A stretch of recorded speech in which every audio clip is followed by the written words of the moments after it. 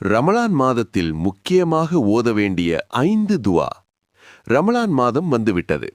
ஒரு சிறுவன் தனது தாத்தாவிடம் கேட்டான், தாத்தா, இந்த மாதத்தில் எந்த துவாக்களை முக்கியமாக ஓத வேண்டும்?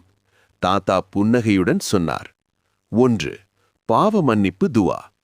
ஹஸ்தக்பிருல்லாஹ் ரப்பி மின் குல்லி தம்பின் வ அதூபு இலை. அல்லாவிடம் பாவ மன்னிப்பு கேள். 2.